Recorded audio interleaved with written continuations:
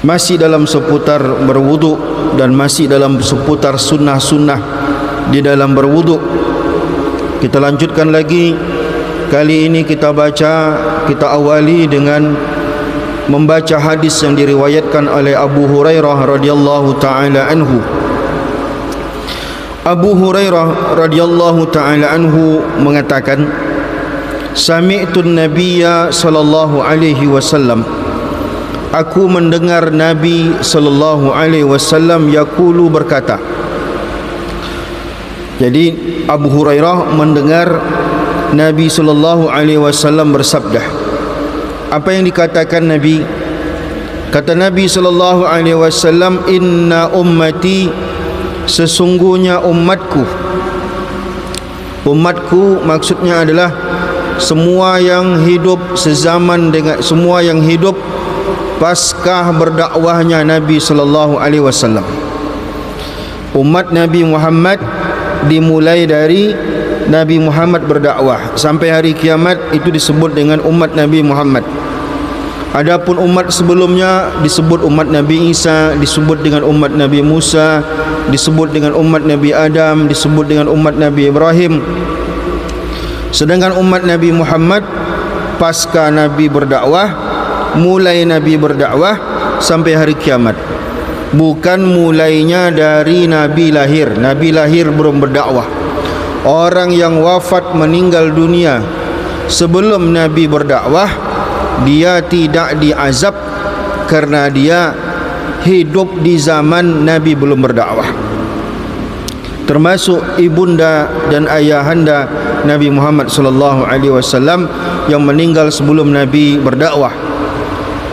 Jadi kata Nabi, inna ummati, sesungguhnya umatku itu yud'auna, akan dipanggil, akan disebut, dipanggil satu persatu, yaumal qiyamati, dipanggilnya nanti adalah pada hari kiamat.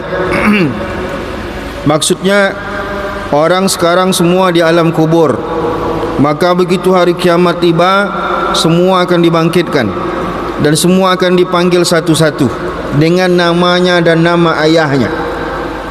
Maka kata Rasulullah, istahsinu asma'akum, bagus-bagus kalian kalau punya nama, li'annakum tuda'auna biha, karena kalian akan dipanggil dengan nama kalian. Sehingga Imam An-Nawawi dalam kitab Al-Azkar menyusun satu bab khusus tentang tata cara memberi nama. Nama yang dibolehkan, nama yang dilarang, nama yang disunnahkan, nama yang dimakruhkan, nama yang diharamkan. Saking pentingnya dalam pemberian nama. Dan salah satu yang penting adalah ketika nanti di hari kiamat semua kita akan dipanggil namanya masing-masing. Maka Nabi banyak merubah nama sahabatnya, termasuk Abu Hurairah yang kita baca hadisnya hari ini adalah orang yang diganti namanya.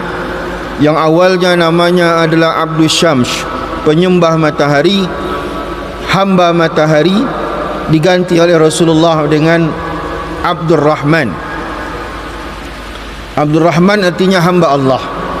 Namun karena kegemarannya dengan kucing, diganti nama, disebut oleh Rasulullah dia Abu Hurairah.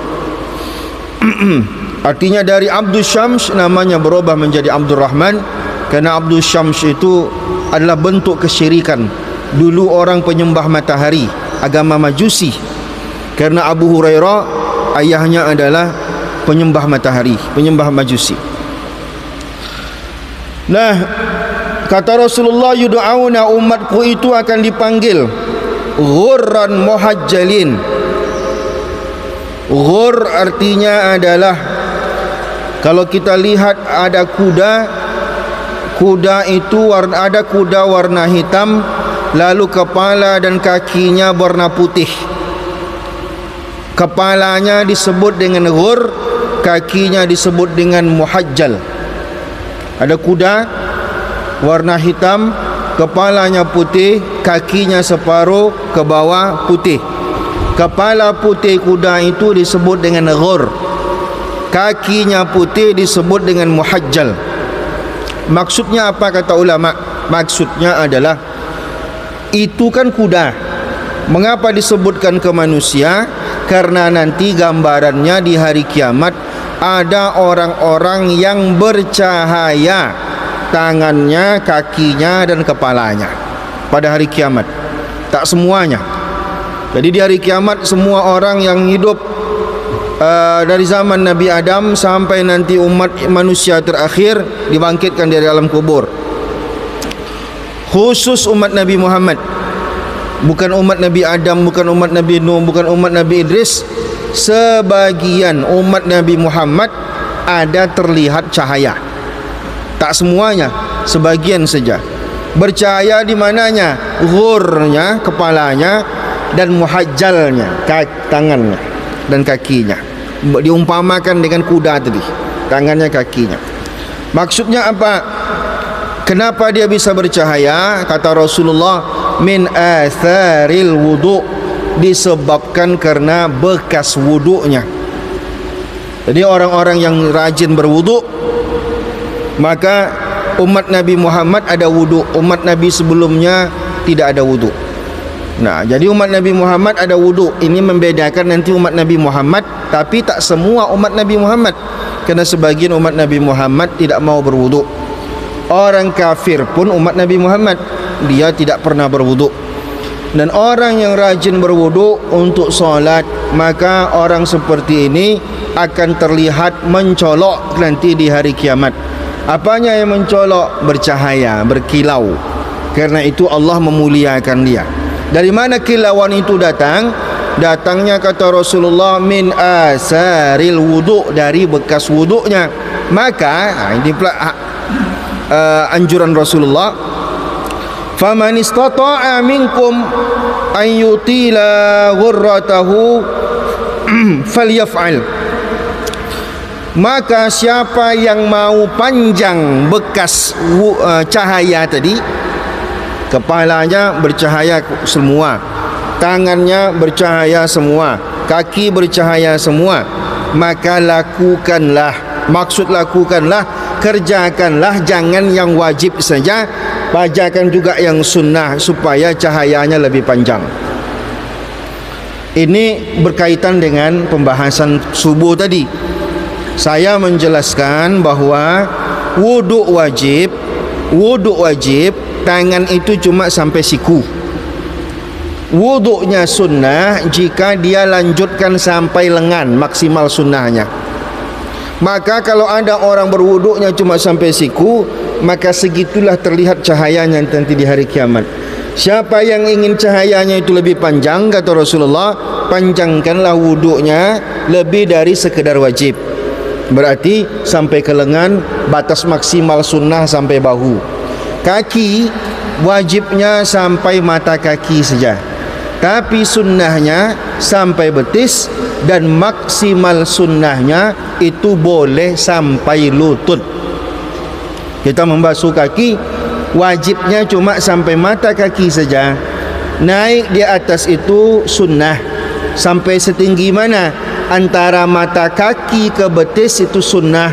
Dinaikkan lagi sampai lutut, itu pun sunnah. Jadi batas maksimalnya adalah lutut.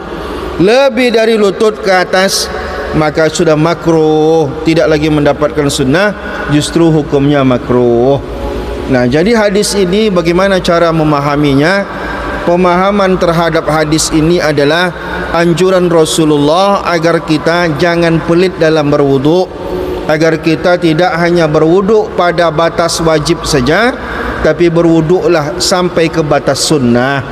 Jika batas wajib tangan sampai siku, batas sunnahnya sampai lengan, berwuduklah sampai lengan. Jika batas wajib kaki sampai mata kaki, batas sunnahnya sampai lutut, maka upayakanlah semakin tinggi basuhan kaki kita sampai batas maksimal lutut, maka semakin banyak pahala yang kita dapatkan dan semakin mulia nanti kita di hari kiamat. Inilah makna daripada hadis itu. Lanjutkan hadis berikutnya. Tadi hadis diriwayatkan oleh Sayyiduna Abu Hurairah radhiyallahu taala anhu, yang terdapat dalam Sahih Bukhari dan juga ada dalam Sahih Muslim. Bismillah.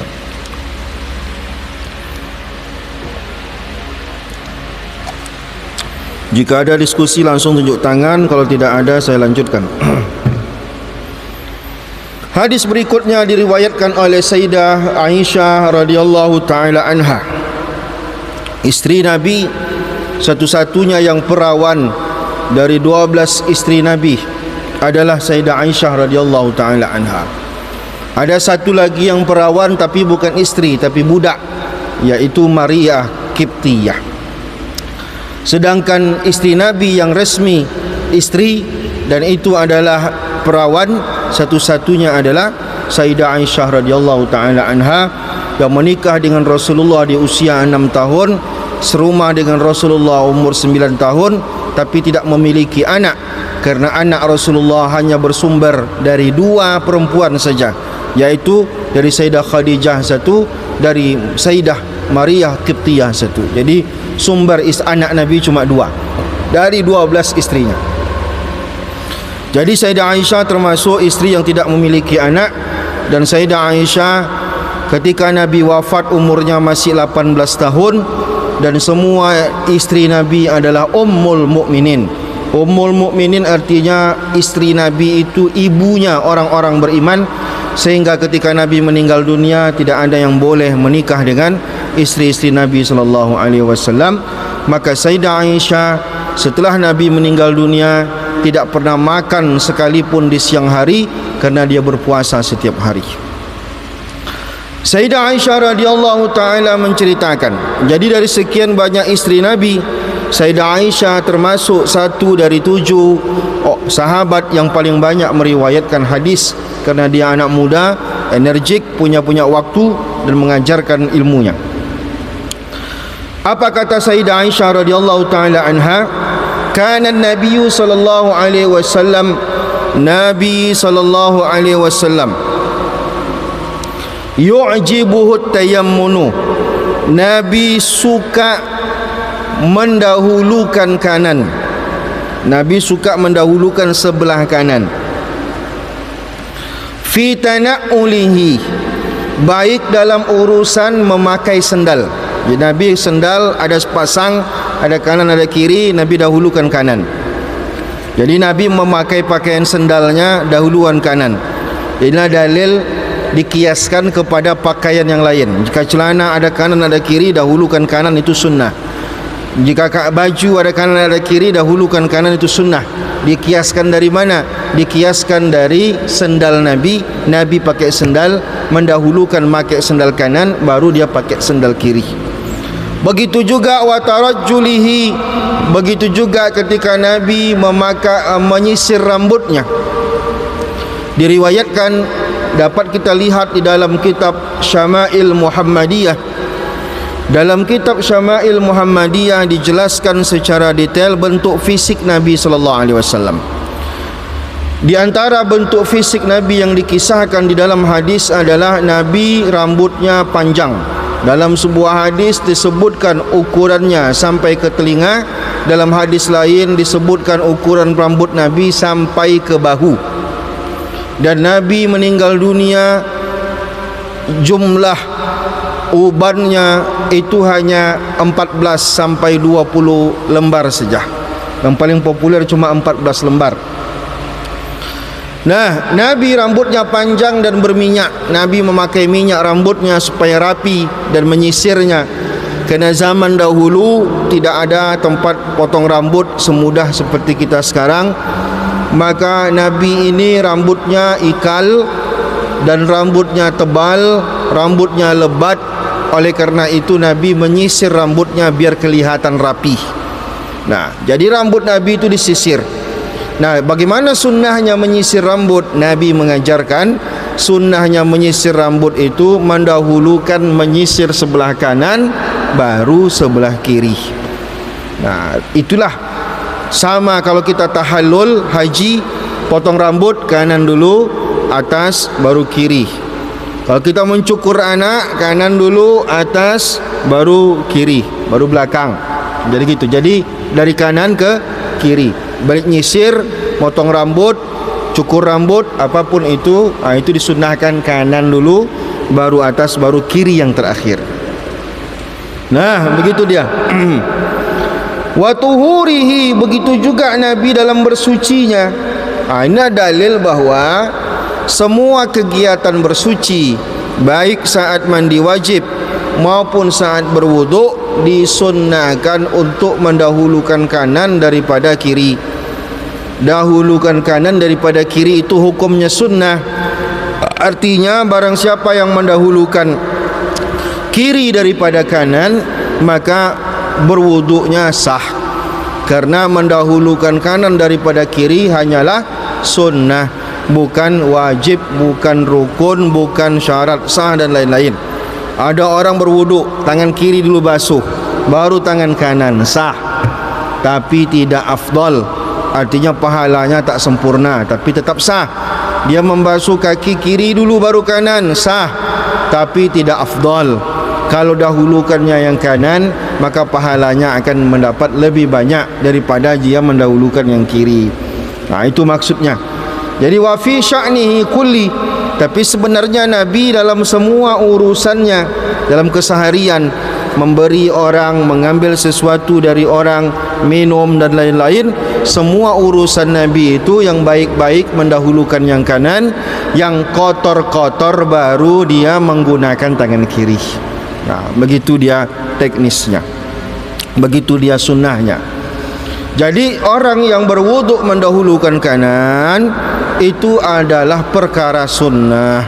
Orang yang mandi wajib mendahulukan yang kanan itu juga perkara sunnah.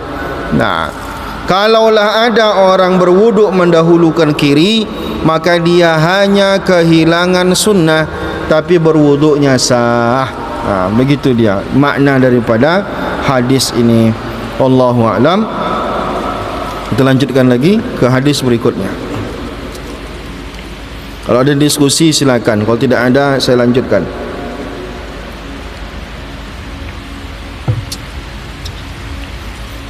Wa 'anil Mughirah, diriwayatkan oleh Mughirah bin Syu'bah. Ada sahabat Nabi namanya Mughirah bin Syu'bah As-Saqafi.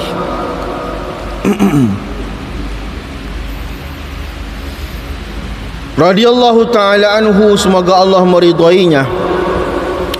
Dia menceritakan anan Nabiya sallallahu alaihi wasallam, bahawa Nabi sallallahu alaihi wasallam tawadda'a, berwuduk, famasaha binasiyatihi, lalu Nabi mengusap nasiyahnya. Nasiyah itu ubun-ubun. Jadi inilah dalil bahawa mengusap kepala tidak harus semua kepala. Siapa yang mengusap kepala semua, dia dapat sunnah saja. Tapi kalau dia mengusap kepala minimal bagian ubun-ubun, itu dah sah. Bahkan wa alal imamati, bahkan Nabi berwuduknya imamahnya terpasang. Imamah itu sorban. Nabi pakai sorban, Nabi pakai selendang, pakai selendang, pakai sorban. Jadi Nabi berwuduk, diangkatnya sorbannya, dimasukkan tangannya gitu untuk mengusap kepala, itu sah. Maksudnya apa? Tadi dalilnya sebelum ini kita baca, mengusap kepala itu yang paling afdal adalah di tangan kita basahkan, lalu kita usapkan dari depan sampai belakang, sampai belakang tarik lagi ke depan. Itu hanyalah cara terbaik dalam mengusap kepala. Bukan satu-satunya cara, tapi cara yang terbaik. Cara yang terbaik mengusap kepala adalah usap sampai mentok belakang, tarik lagi ke depan. Tangan jangan copot, tetap menempel, tarik ke depan lagi. Itu cara yang terbaik dalam mengusap kepala. Tetapi kalau kita pengen minimalis, bisa juga seperti yang dilakukan Rasulullah ini. Dia ingin ajarkan kepada kita cara yang minimalis. Basakan tangan kita, usapkan ke ubun-ubun kita, udah cukup. Minimal kita buka sorban kita atau peci kita, masukkan, dah, itu dah sah. Ini menunjukkan bahawa sedikit saja yang diusapkan ke kepala itu sah. Bahkan ada ulama mengatakan minimal 3 helai udah sah. 3 helai aja kita usap, pas mengusap kepala itu sah. Nah, tak mesti semuanya. Semuanya supaya dapat sunnah saja. Nah, itu dia. Baik, sudah habis hadis tentang berwuduk.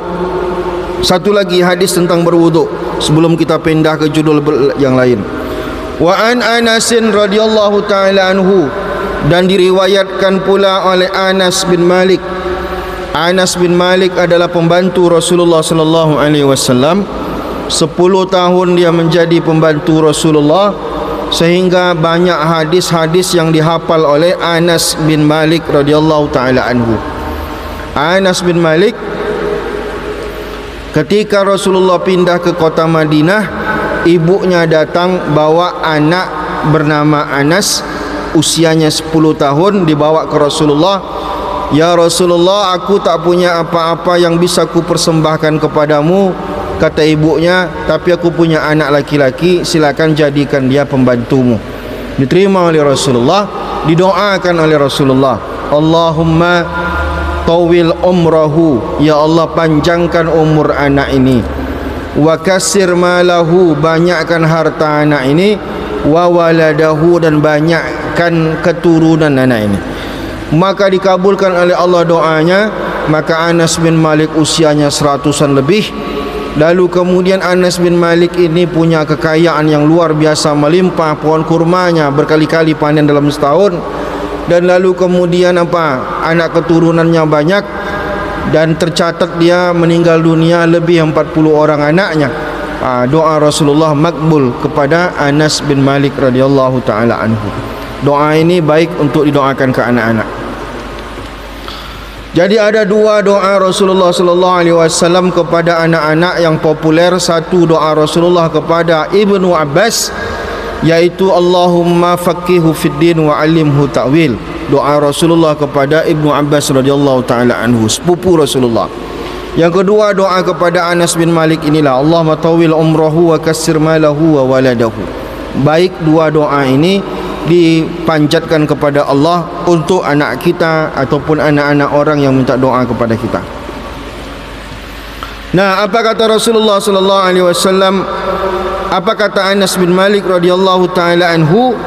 Kana Nabi sallallahu alaihi wasallam, adalah Nabi sallallahu alaihi wasallam, yatawaddau bil mud, Nabi berwuduk hanya airnya 1 mud. 1 mud itu sangat sekecil sekali, sekitar kalau beras saja itu cuma 600-an atau tak sampai 700 gram. Ini air isinya mana? Air ini isinya tak ada petunjuknya. Agak-agak kurang lebih dikit dari ini yang disebut dengan 1 mud. Nabi berwuduk cukup dengan air 1 mud. Wa yaghtasilu bisa', Nabi kalau mandi wajib cukup 4 mud. 1 sa' itu 4 mud. 4 kali ini. Ini kurang lebih besar dikit dari ini 1 mud. Tapi tak sampai 1 liter. 1 mud tak sampai 1 liter. Nah, artinya kecil. Bagaimana cara berwuduknya? Bisa. Maka ada praktek-praktek yang bisa kita lihat berwuduk. Mengapa? Karena di zaman Nabi air itu sangat-sangat sulit sekali. Tidak ada orang punya sumur sendiri. Orang mengambil air sangat jauh. Bahkan di peperangan itu berebut masalah air. Nah, jadi sangat sulit air. Maka Nabi mengajarkan untuk menggunakan air dalam berwuduk sedikit saja, supaya kita mana tahu suatu saat kesulitan dalam air, kita tidak kelabakan dalam menggunakan air sedikit, tak khawatir kita. Nah, jadi air sebenarnya 1 botol ini sudah cukup untuk berwuduk. Hanya saja kita tak terbiasa karena air di tempat kita banyak. Bagi orang Arab itu memang berharga sekali air. Sangat sulit air, tidak seperti kita. Maka berwuduk itu tidak sepoya-poya kita dalam menggunakan air. Lalu kemudian apa? Orang yang menggunakan air berlebihan dalam berwuduk hukumnya makruh. Dia tidak mendapatkan keutamaan dalam berwuduk. Meskipun dia berwuduk di sungai, meskipun dia berwuduk di keran air yang banjir, maka dia disunnahkan untuk menghemat dalam penggunaan air dalam berwuduk. Nah, artinya apa?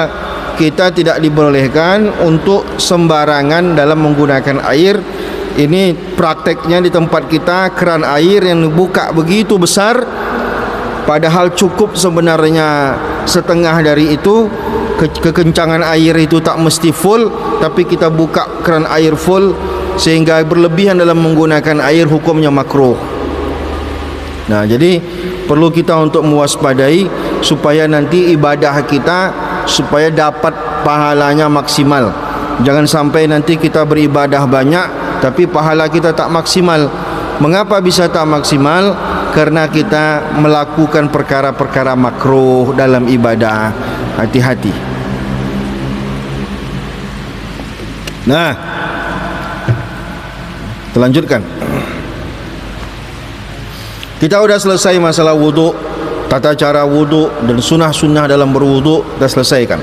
Kita masuk ke bab berikutnya, yaitu tentang mengusap khuf. Apa yang dimaksud dengan khuf? Khuf itu adalah semacam sepatu kulit yang dipakai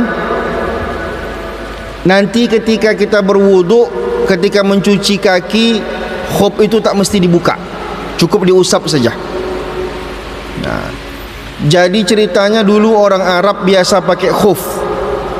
Khuf itu dia seperti sepatu, biasa terbuat dari kulit. Nah, kalau kita berwuduk, muka, tangan, kepala, pas membasuh kaki biasanya kita basuh, tapi kalau kita pakai khuf tak perlu dibasuh, diusap aja pakai tangan. Basahkan tangan, diusapkan saja. Tapi ada ketentuannya, syarat-syaratnya. Kalau dia musafir, tahan 3 hari 3 malam. Kalau dia mukim, hanya bertahan sehari semalam. Yang pertama. Yang kedua, memakai khuf itu mesti dalam keadaan berwuduk. Wuduk kita dulu, udah selesai kita berwuduk, kita pasang khuf di kaki kita. Nanti misalkan kita maghrib nih pakai khuf, udah berwuduk, kita pakai khuf kita.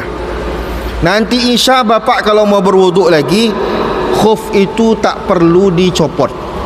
Pas cuci kaki, cukup basahkan tangan, usap saja. Sampai kapan? Kalau bapak tidak pergi kemana-mana, sehari semalam. Kalau dah lewat sehari semalam, buka lagi khuf itu, ulang dari awal lagi. Tapi kalau bapak musafir, dia bertahan 3 hari 3 malam. Tak perlu bapak buka-buka selama 3 hari 3 malam, tak jadi masalah. Ini dia. Jarang ini kita praktekkan, karena di tempat kita sangat jarang orang pakai khuf. Tapi ini bisa dipakai oleh orang-orang seperti polisi, seperti orang-orang yang mungkin pakai sepatu dalam dinasnya, sulit bagi dia mencopot sepatu, dia bisa mengamalkan tentang khuf ini. Atau dia tentara yang sedang bertugas di hutan, yang tak mungkin mencopot-copot sepatunya, dia bisa menggunakan ilmu memakai khuf ini. Anil Mughirah, diriwayatkan oleh Mughirah bin Syu'bah radhiyallahu taala anhu. Mughirah bin Syu'bah radhiyallahu taala anhu menceritakan, kuntu ma'an Nabi sallallahu alaihi wasallam, aku bersama Nabi sallallahu alaihi wasallam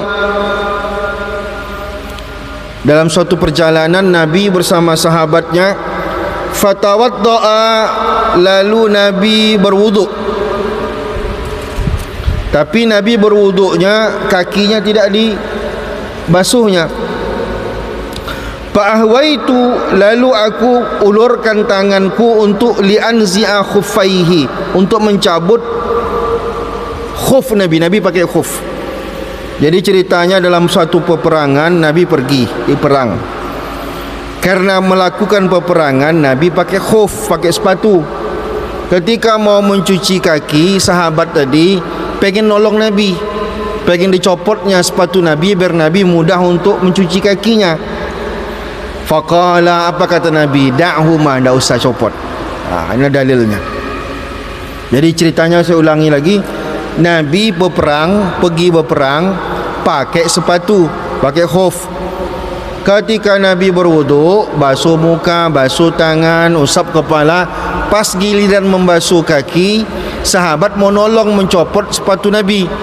Kata Nabi, jangan, biar aja. Nah, inilah dalil bahwa sepatu tidak mesti dicopot kalau orang memakai khuf. Apa kata Nabi? Mengapa? Kata Nabi, fa inni, karena sesungguhnya aku adkhaltuhuma, memakai dua khuf ini, tahirataini alaihima, dalam keadaan suci. Maksudnya apa? Inilah syarat boleh pakai khuf dan tak perlu dicopot ketika kita membasuh kaki berwudu. Syaratnya diantaranya adalah ketika memakai khuf tadi kita dalam keadaan berwudu. Kalau kita memakainya tidak dalam keadaan berwudu, maka dia tak sah. Maksudnya gini, kita pakai sepatu, tapi syarat sepatunya mesti kulit, tahan air, tak boleh tembus air dan lain-lain. Memakai sepatu tadi sudah dalam keadaan berwudu baru kita pakai. Nah, okey. Misalkan sembahyang subuh, kita berwudu. Selesai sembahyang subuh, kita mau pergi kerja, kita pakailah khuf. Tapi khuf itu dia mesti tinggi, melewati mata kaki. Kalau tak sampai mata kaki tak terhitung dia, lewat mata kaki. Okey, kita pakai, berarti kita memakainya dalam keadaan berwudu. Maka sehari semalam kita, kalau batal wuduk kita lagi, selama sehari semalam kita tak perlu mencopot khuf tadi, sepatu tadi. Jadi kalau zuhurnya bapak mau solat, gimana caranya? Basuh muka, basuh tangan, usap kepala, pas kaki usap saja pakai tangan, basahkan tangan, usap, tak perlu dibasuh kakinya, sepatunya tak perlu dicopot. Inilah maksud daripada khuf itu. Dalilnya apa? Dalilnya adalah Nabi SAW ketika dia pergi berperang, dia berwudu, kakinya tidak dibasuhnya karena ketika itu dia pakai sepatu khuf. Wa an Abi Bakrah, dan diriwayatkan oleh Abi Bakrah radhiyallahu taala anhu, arkhasan Nabi sallallahu alaihi wasallam, Nabi sallallahu alaihi wasallam meringankan, maksudnya membolehkan orang pakai khuf. Berapa lama waktu khuf itu bisa dipakai? Inilah maksudnya, Nabi sallallahu alaihi wasallam membolehkan lil musafiri, bagi musafir. Kalau musafir berarti perjalanan dia sudah mencapai minimal 85 km. Misalkan dia pergi ke Bukit Tinggi, itu dah lebih dari 2 kali lipat, mungkin 100-an kilometer. Sampai Bukit Tinggi berarti dia musafir posisi dia. Orang musafir boleh pakai khuf, tidak mencopot sepatunya. Berapa lama? 3 hari 3 malam. Walil mukimi, sedangkan orang yang tidak musafir, dia di rumah aja lalu pakai khuf dia. Ngapain orang pakai sepatu di rumah? Ini biasanya orang-orang Arab yang ada musim dinginnya. Orang-orang Arab yang ada musim dingin biasanya di rumah pun dia pakai sepatu ataupun semacam kulit yang mirip dengan sepatu. Kalau kita di Indonesia, musafir pun pakai sendal, apalagi di rumah, maka jarang kita pakai khuf ini. Orang yang mukim, orang yang tidak melakukan berpergian, Berapa lama dia boleh pakai khuf? Dia boleh pakai khuf itu yauman wa lailatan, hanya boleh sehari semalam saja. Nah gitu. Iza tatahara, apabila dia berwuduk, falabisa khufaihi, maka dia memakai khufnya, ayam saha alaihima, nanti ketika dia berwuduk dia cukup usapkan saja. Bagaimana cara ngusapnya? Basahkan tangan, usapkan bagian permukaan daripada khuf tadi. Tidak mesti semuanya, sebagian aja cukup. Nah, mudah-mudahan dipahami. Karena gimana pun ilmu tentang khuf ini jarang kita dengar, karena kita sendiri sangat jarang sekali mempraktekkan memakai khuf, terutama kita yang di Indonesia yang biasa cuaca panas, sehingga kita jarang pakai khuf. Karena biasanya khuf dipakai oleh orang-orang yang berada di daerah-daerah musim dingin. Itu dia kajian kita malam ini. Masih ada 3 menit lagi sebelum masuk waktu isya. Mari kita siap-siap untuk melaksanakan salat isya. Wallahu a'lam bissawab. Assalamualaikum warahmatullahi wabarakatuh.